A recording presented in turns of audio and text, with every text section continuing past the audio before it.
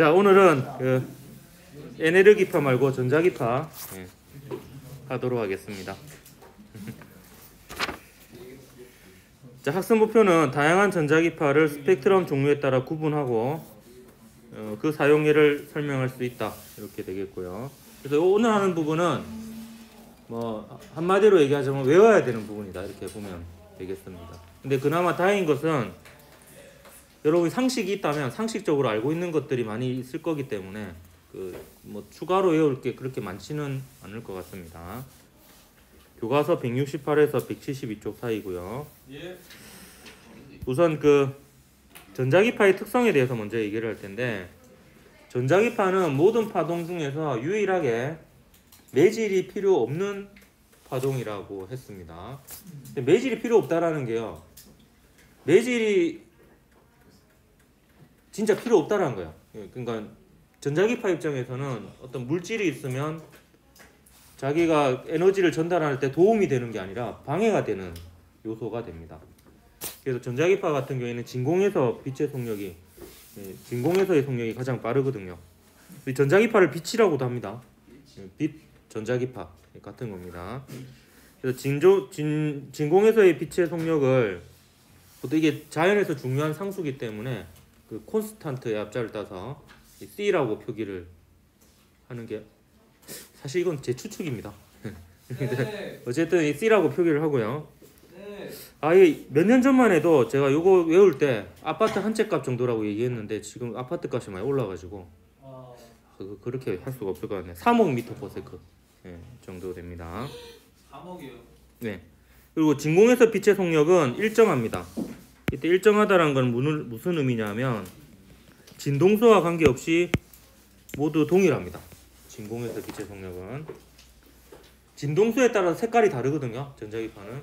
근데 빨간색이나 파란색이나 진공에서는 속력이 같습니다. 그럼 얘는 매질을 통해서 전달되는 파동이 아닌데 무엇이 진동하느냐? 전기장과 자기장이 진동을 합니다. 그러니까 전자기파를 제외한 모든 파동들은 매질의 진동이 퍼져나가는 거거든요. 근데 전자기파는 전기장과 자기장의 진동이 퍼져나가는 겁니다. 자기장의 변화가 생기면 주변에 전기장을 만들어내거든요. 또 그러면 그 전기장의 변화가 또 자기장을 만들어내고, 또 자기장의 변화가 전기장을 만들어내고, 전기장의 변화가 자기장을 만들어내는 게 공간을 따라서 이제 퍼져나가면서 일어나는 게 전자기파다. 그래서 전자기파는 횡파로 분류를 하는데요.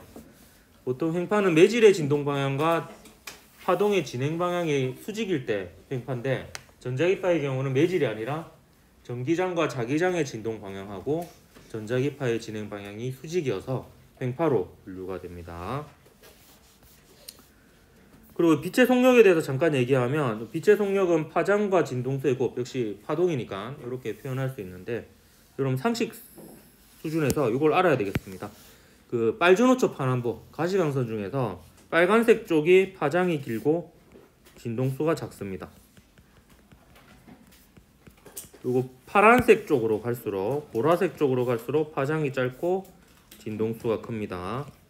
그래야 곱이 같겠죠.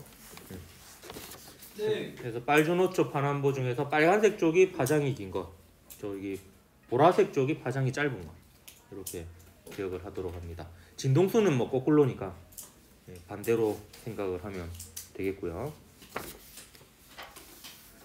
근데 진공에서는 요 빨간색이나 파란색이나 속력이 같습니다. 다른 모든 전자기파 속력이 같은데, 문제는 어떤 물질 속에 들어가면요 속력이 달라집니다. 그래서 나타나는 현상이 분산인데요. 분산은 이제 전자기파의 경우만 이런 현상이 일어납니다. 소리는요, 공기 중에 속력 같고요, 물 속에 들어가도 속력이 달라지긴 달라지는데 두 소리가 속력이 같습니다. 물 속에서는 또. 근데 빛은 진공에서는 다 똑같아요. 진공에서는 빨간색, 파란색 다 똑같은데 어떤 물질 속에 들어가면 속력이 느려지는데 진동수가 클수록 속력이 더 느려집니다. 그래서 더 많이 꺾이게 됩니다. 그래서 진공에서 진행하던 빛은요 속력이 같아요.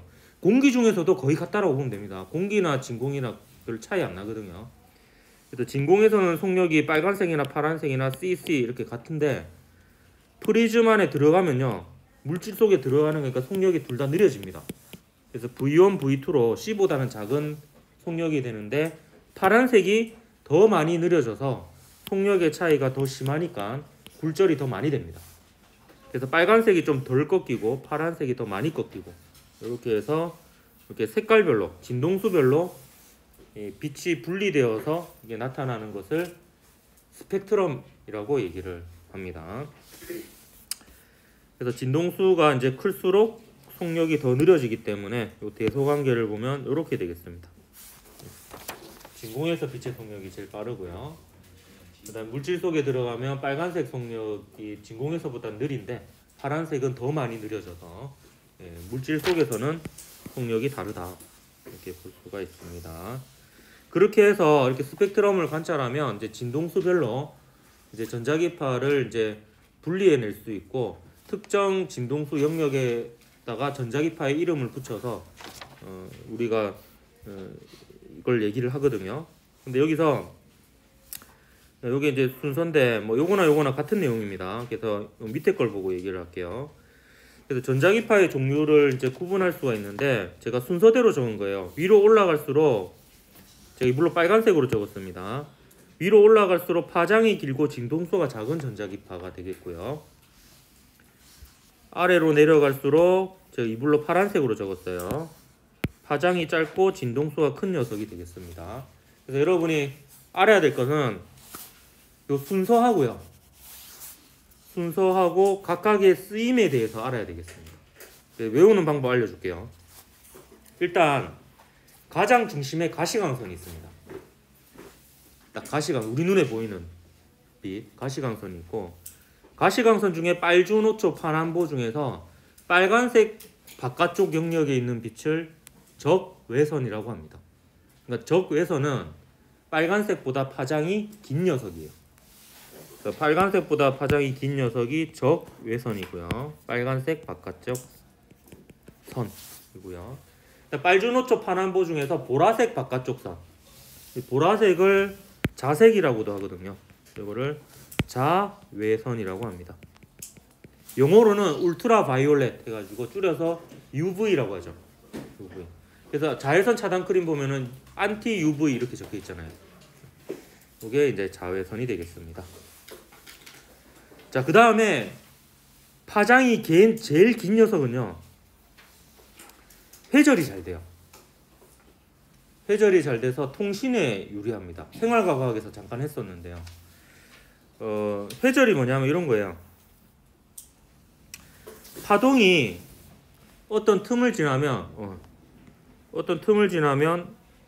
그냥 직진만 하는 게 아니라 입자는 직진만 하는데요. 파동은 이렇게 돌아서 이렇게 가기도 합니다. 이걸 이제 순우리말로 애돈다라는 표현을 쓰는데요. 또 프린터 하나 줘라요. 애돈다는 표현을 쓰는데 이게 파장이 길 때하고 파장이 짧을 때 비교하면 파장이 길 때가 이게 애돌아가는 각도가 더 큽니다. 그러니까 장애물을 넘어서 사각지대가 이제 줄어든다라는 뜻이 되는 거죠. 그래서 이게 회절이 잘 될수록 장애물을 애돌아서 갈 수 있는 영역이 넓어지기 때문에 통신에 유리합니다. 그래서 전자기파 중에서 파장이 가장 긴 영역은 주로 통신에 이용이 된다 이렇게 보면 되겠습니다. 이름도 라디오파예요. 라디오에 쓰이는 파동이다 라고 해서 그리고 전파라고 할 때도 있습니다. 전파 혹은 라디오파 이렇게 얘기합니다. 회절 나온 김에 회절의 특성 중에 하나는요. 요 폭이 넓은 것보다 좁을 때 더 많이 이렇게 회절이 잘 됩니다.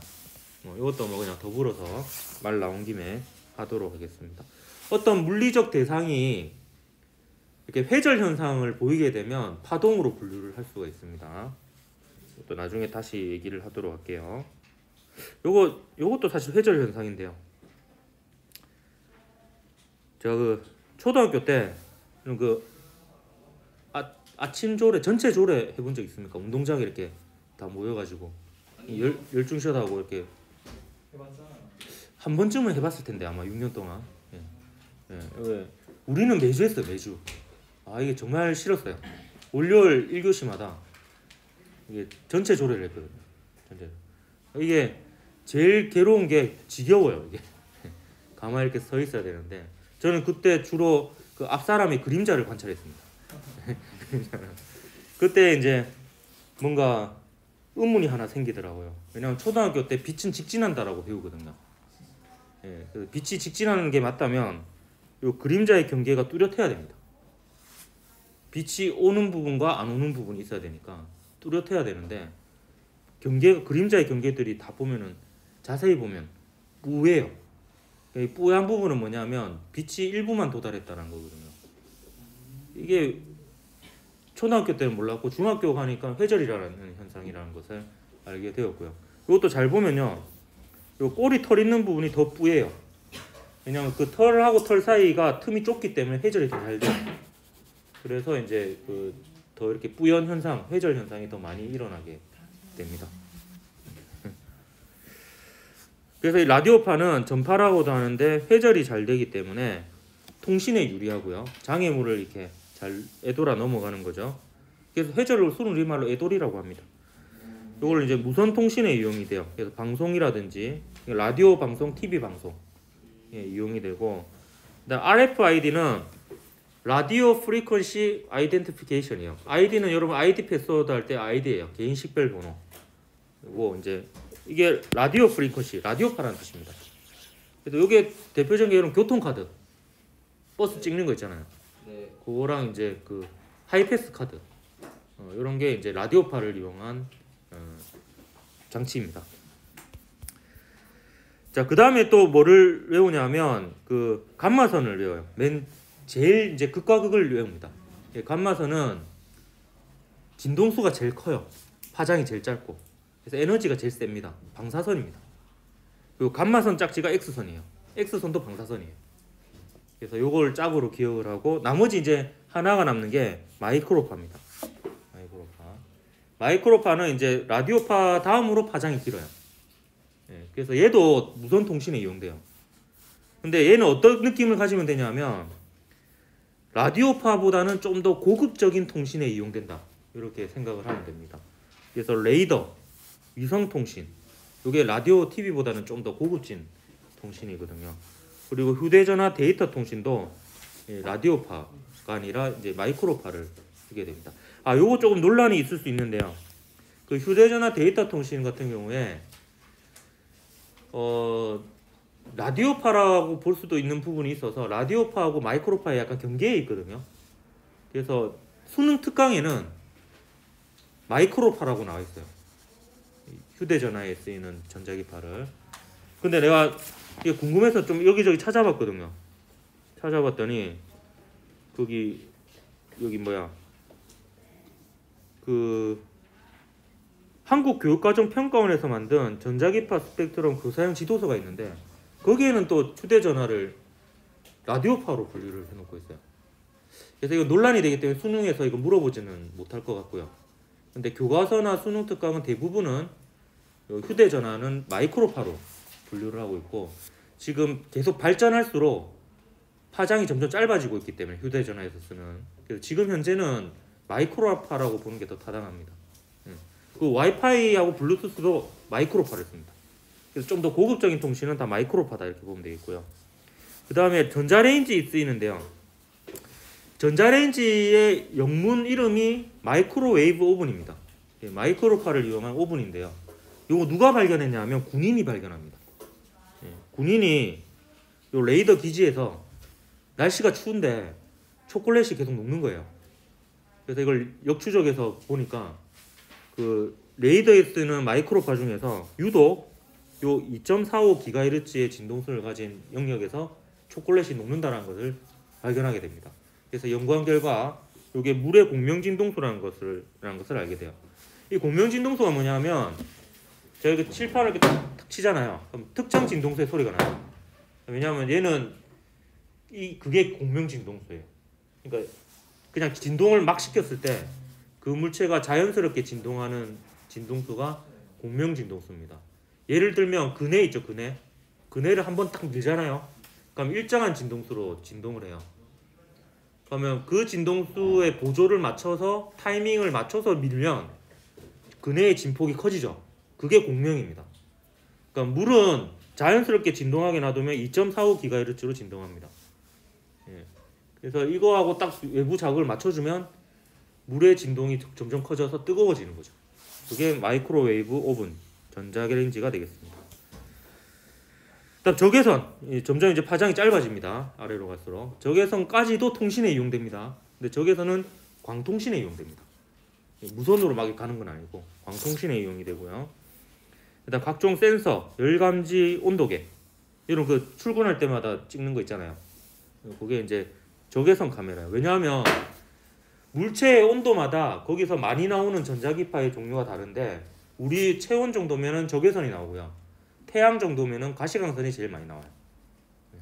그래서 이제 요 열감지 온도계 요거 적외선입니다. 그다음 리모컨도 적외선을 이용합니다.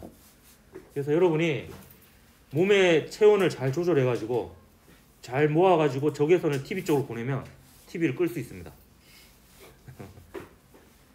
아 진짜로 이론적으로는 왜냐면 적외선을 쓰기 때문에.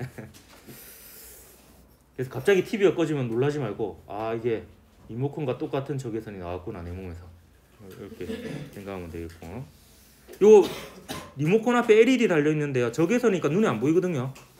이렇게 버튼 누르면요. 근데 볼 수 있는 방법이 있어요. 그 휴대전화 카메라를 갖다 대면 보입니다. 어떤 경우에. 왜냐면 휴대전화 카메라는 가시광선만 딱 잡는 게 아니고 적외선 일부와 자외선 일부도 감지되게 돼요. 우리 눈하고 다르잖아요. 그래서 그러니까 적외선을 감지해 가지고 화면으로 바꿔준 거죠, 그냥. 그래서 휴대전화로 보면 간혹 귀신이 보이고 이런 게 이게 그 적외선이나 자외선 같은 게 이렇게 보이기도 하고 그러니까 이제 눈에 보이는 거하고 다른 형상들이 이렇게 보일 수가 있는 겁니다. 방금 하면 농담입니다. 아 근데 리모컨 그 보이는 건 진담이에요. 적외선. 그리고 가시광선은 뭐 가시광선은 우리 눈에 보이는 파장 정도는 좀 상식적으로 알아두십시오. 380 나노미터에서 750 나노미터, 500 나노미터 전후 정도 되고요. 우리 귀에 들리는 그 소리의 진동수도 여러분 기억하십시오. 아까 농담했었죠. 20Hz부터 시작해가지고 200Hz, 2000Hz, 20000Hz까지 들리고 20000Hz 이상 되면 그럼 이만하고 안 들린다 그랬지. 그래서 그 20000Hz 이상은 초음파가 되고요. 우리 보고 듣는 파동의 특성 정도는 좀 상식적으로 알아두면 좋을 것 같습니다. 눈에 보니까 당연히 조명이나 영상 장치에 이용이 되고요. 일단 자외선은 그 햇볕에도 많이 있죠. 가시광선이 제일 많은데 자외선도 있습니다. 이건 살균 작용을 합니다. 이 진동수가 좀 더 커야지 에너지가 커서 살균 작용에 유리하다 이렇게 보면 돼요. 우리가 자외선 차단 크림 바르지 적외선 차단 크림 안 바르잖아요. 적외선 좋거든요. 그리고 위조 지폐 검사에 이용됩니다. 어떻게 이용되냐면 위조 지폐에는 가시광선에는 보이지 않는 형광물질이 발려져 있는데 이 형광물질이 이제 자외선을 흡수한 다음에 가시광선을 방출해요. 이게 왜 이렇게 될 수 있냐면은 자외선을 흡수해서 에너지 준위를 한 단계 건너뛰어서 올라갑니다. 두 단계 올라갔다가 아래로 전이할 때는 한 단계씩 내려오면서 흡수한 빛보다 에너지가 작은 빛을 내놓으면 가시광선이 나올 수 있는 거예요.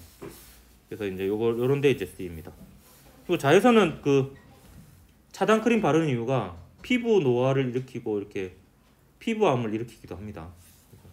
그러니까 과하면 안 좋은 거죠. 적당히 쬐면 좋은 거고. 그다음 X선은 이제 진동수가 클수록 투과율이 높아지거든요. 그래서 X선 정도면은 살은 투과하고 뼈는 투과 못해요. 그래서 뼈 사진에 이제 이용이 되고요. 그다음 공항 검색대, 가방 내부를 볼 수 있고, 그리고 건물의 비파괴 검사. 그러니까 다리 내부에 균열이 있는지 알아보기 위해서 가장 확실한 방법은 다리를 잘라보는 건데, 그러면 안 되잖아요. 그래서 이제 비파괴 검사로 이제 X선 촬영해가지고 변화가 있는지 없는지 이거를 이제 보는 거예요. 근데 비파괴 검사는 조금 애매한 게요. 감마선으로 할 때도 있어요. X선을 하기도 하고 감마선을 하기도 하고 뭐 용도에 따라서 아마 다를 것 같습니다. 요 감마선은 이제 핵 붕괴 시 혹은 핵 변화 시 일어납니다. 핵이 쪼개질 정도로 큰 변화에서 방출되는 빛이니까 에너지가 굉장히 크죠. 진동수가 굉장히 크고요. 투과력이 되게 큽니다. 그래서 이제 요것도 마찬가지 비파괴 검사에 이용이 되고요. 암 치료에 이용됩니다. 이거를 이제 암세포에 직접 쬐어서 암세포를 이제 어째 보면 변형시키는 거, 결국 태우는 거예요, 결과적으로. 그래서 이제 항암 치료가 그렇게 아픈 거예요. 이게 감마선을 이제 주변에 신경을 건드리면 아픈 거죠, 이제 그 과정에서 이렇게 해야 되겠습니다. 그래서 이런 걸 이제 외워야 되겠습니다. 연습을 몇 개 해볼까요? 예.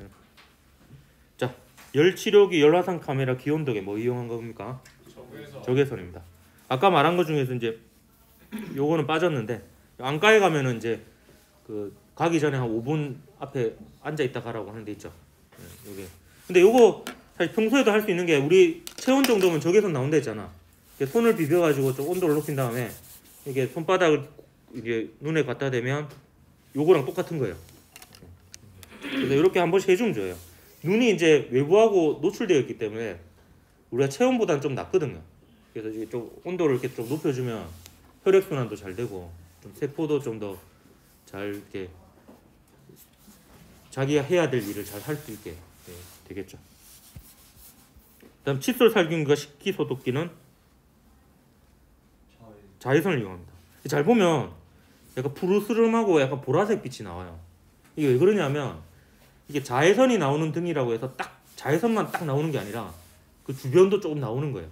그러니까 보라색도 약간 섞여서 나옵니다. 그래서 이제 이게 자외선이고요. 그다음 전구 레이저 포인트 텔레비전은 라디오 방선 가시광. 이게 텔레비전 때문에 헷갈리는데 공통점은 눈에 보이는 빛들이죠. 그래서 가시광선입니다. 근데 텔레비전이 물론 이제 전파 수신하는 거는 이제 전파 라디오파 해당이 되고요. 근데 공통점을 찾으면 가시광선이 되겠습니다. 이거는 이제 디스플레이를 뜻하는 겁니다. 블루투스 이어폰, 와이파이 공유기, 무선 카드 결제기는 이게 좀 헷갈리죠. 헷갈리는데 마이크로파요. 마이크로파. 무선 카드 결제기 같은 경우에는 이제 아까 찍는 거는 그 라디오파인데요. RFID 방식인데 요거는 뭘 뜻하냐면 이제 이걸 외부하고 통신, 그러니까 이게 휴대전화랑 똑같이 보면 돼요. 실제로 이거 이런 배달할 때 보면은 그 배달원들이 가져오는 게 휴대전화 꽂아서 카드 결제기 이렇게 쓰거든요. 그러니까 결국에는 이제 휴대전화라고 봐도 되겠습니다. 그리고 마이크로파라고 보는 게 맞아요. 제가 여기서 교과서에 있는 내용을 한번 가져와봤거든요. 여기 보면 여기 이런 말이에요. 동아출판사 물리학원 교과서인데요. 파장이 라디오포보다 짧은 마이크로파는 파동이 퍼지는 성질은 줄어들지만 전자기파에 많은 정보를 담을 수 있다. 따라서 정보량이 많은 휴대전화의 데이터 통신 등에 이용된다. 특히 휴대전화에는 와이파이, 블루투스 등 데이터 통신을 위한 여러 기능들이 존재하는데 비교적 가까운 거리에서 많은 정보를 전달할 수 있기 때문에 다양한 파장을 가진 여러 종류의 마이크로파가 이용된다. 이렇게 되어 있죠. 그래서 휴대전화는 와이파이, 블루투스, 무선 통신 다 휴대전화 같은 경우에는 그냥 마이크로파라고 보는 게 더 타당. 수능 특강도 마이크로파로 분류하고 있거든요. 그렇게 정리를 하도록 할게요. 여기 이렇게 나와 있죠. 점점 갈수록 진동수가 커지고 있습니다. 파장이 짧아지고 있는 거죠. 그래서 마이크로파라고 봐야 되겠습니다. 와이파이, 블루투스는 주로 2.4GHz, 5GHz 뭐 이런 걸 쓰고 있습니다. 네. 이것도 한번 연습해 볼까요? 이거는 제목에 힌트가 있는데요. 온도계 적외선 씁니다. 음식 온도 될 때도 마찬가지로. 리모컨 적외선입니다. 제가 몸에 기를 잘 못 끌어모아가지고 체온을 잘 맞추면 우리 몸에서 나오는 적외선으로 TV를 끄고 켤 수 있다고 했습니다. 이렇게 이걸 그냥 기억하라고 농담한 거야. 실제로 TV가 끄고 켜지진 않을 거예요. 또 앞에 말이 붙어 있는데 자외선이죠. 살균. 레진을 굳힐 때 요거는 요 색깔을 보면 힌트를 얻을 수 있는데 뭘 것 같아요? 자외선입니다. 레진 굳힐 때도 빨리 굳히게 하기 위해서 자외선을 비춰준다고 해요. X선 촬영 나와 있네. X선. 또 이제 그 암 치료 같은 거 이제 감마선 치료 이런 게 있습니다. 뭐 감마 나이프라고 해서 감마선을 이용한 레이저 감마선 레이저를 이용해서 이게 잘라내는 이런 것도 있어요. 감마 나이프라고 합니다. 뭐 들어보고 마칠게요. 오늘은 뭐 좀 일찍 끝내겠습니다. 자, 2020년 11월 수능 1번 문제 풀어보겠습니다. 그림은 파장에 따른 전자기파의 분류를 나타낸 겁니다. 빈칸부터 먼저 채워볼까요? 자, 감마선 친구 누구예요? X선 이렇게 기억하십시오. 둘 다 방사선입니다. A는 X선이고요. 그 다음에 가시광선 중에서 자외선 말고 인접한 게 적외선이 되겠습니다. 자, 오른쪽으로 갈수록 보면 또 이게 나와있죠. 파장이 긴 게 나와있죠. 그래서 빨간색보다 파장이 긴 적외선. 자, 라디오파 적외선 사이 마이크로파입니다. 자, 제가 외우는 방법 알려줄게요. 저는 어떻게 외우냐면 중심에 가시광선을 두고요. 파장이 제일 기면 회절이 잘 돼서 통신에 이용된다. 라디오파 두고요. 이제 다시 합니다. 중심에 가시광선 두고 빨간색보다 파장이 긴 거 적외선, 보라색보다 파장이 짧은 거 자외선 적고요. 그 다음에 파장 제일 긴 거는 통신에 이용된다. 라디오파. 파장 제일 짧은 게 에너지 제일 크다. 진동수가 제일 크고. 감마선 친구 X선, 나머지 남은 게 마이크로파. 이렇게 하면 아마 기억이 오래 되더라도 안 까먹고 기억할 수 있지 않을까 생각이 듭니다. 자, 진동수는 C가 A보다 크다. 마이크로파가 A보다 X선보다 파장이 길죠. 그래서 진동수는 작습니다. C는 람다 F죠. 파장이 길면 진동수는 작아야 됩니다. 그래서 마이크로파가 X선보다 파장이 길고 진동수는 작고 이렇게 되겠습니다. 자, 공항에서 수화물을 검사하는 데 사용하는 X선은 A가 X선 맞죠? 네, 맞고요. 다음 적외선 체온계는 몸에서 나온 적외선을 이용하는데 B가 적외선 맞죠? 네, 그래서 니디에서 4번이 답인 문제였습니다. 자, 그 다음 2020년 9월 고3 모의평가 문제 보겠습니다. 그림은 스마트폰에 쓰이는 파동 ABC를 나타낸 건데요. 스피커를 통해 귀에 들리는 파동 A는 뭡니까? 우리 귀에 들리는 파동. 예, 소리입니다. 소리. 음파이기도 하고요. 팽파 종파로 치면 종파입니다. 소리는. 종파고요. 소리, 음파입니다. 안테나를 통해 수신되는 파동 B. 이게 마이크로파예요. 마이크로파인데 일부 라디오파라고 하기도 해요. 라디오파 혹은 이제 전파죠. 그래서 이건 논란이 좀 있을 수 있기 때문에 이게 직접적으로 얘가 마이크로파다 라디오파다라고는 물어보기는 힘들 것 같습니다. 이 문제에서도 그걸 직접적으로 물어보진 않거든요. 근데 공식적으로 교과서 대부분과 수능 특강은 마이크로파로 표기하고 있습니다. 자, 화면을 통해 눈에 보이는 파동은 가시광선이죠. 가시광선의 뜻이 가가 가능하다는 뜻이고요. 시가 보일 시자입니다. 그러니까 보이는 게 가능한 광선인 거죠. 가시광선. 치면은 또 이렇게 묶을 수 있습니다. 이 두 개는 전자기파예요. 그리고 얘는 역학적 파동입니다. 매질이 필요하죠. 이렇게 분류할 수 있습니다. 됐습니까? 네. 자, 문제 볼게요. A는 전자기파에 속한다. 이게 뭐야? 가버려. A는 전자기파 아니죠? 역학적 파동입니다. 자, 진동수는 B가 C보다 작다. 자, B가 마이크로파든 전파든지 간 라디오파든지 간에 가시광선보다는 파장이 깁니다. 파장이 길고 진동수는 더 작죠. 그래서 이런 이유는 이렇게 낼 수는 있는 거죠. 그다음에 C는 뭐고? 가시광선이죠. 전자기파 일종입니다. 매질에 관계없이 속력이 일정하다? 아닙니다. 전자기파는 진공에서만 진동수와 관계없이 속력이 일정하고요. 매질마다 속력 다 다르고요. 심지어 진동수가 다르면 속력이 또 다 다릅니다. 전자기파는. 근데 다시 복수하면 소리는 아니죠. 소리와 같은 역학적 파동은 매질하고만 관련이 있습니다. 매질이 같으면 진동수하고 관계없이 속력이 같습니다. 그래서 공기 중에서 예, 소리 다 같고요. 물 속에서 소리 다 똑같습니다. 근데 물속에서 하고 공기 중에서는 소리가 속력이 다릅니다. 예. 각 매질에서 진동수와 관계없이 같습니다. 근데 빛은 다르다 했죠? 빛은 진공에서는 진동수와 관계없이 다 똑같은데 물속에 들어가거나 어떤 물질 속에 들어가면 진동수에 따라 속력이 다 다릅니다. 예. 그래서 빛만 분산 현상이 일어나요. 빛만. 그래서 2번이 답이니까 오늘은 이만. 다음 시간에 간섭을 좀 하도록 하겠습니다. 여러분을 간섭하는 게 아니고 그 간섭에 대해서. 이 간섭이 파동의 하이라이트라고 볼 수 있거든요. 2시간에 걸쳐서 하도록 하겠습니다. 수고했습니다.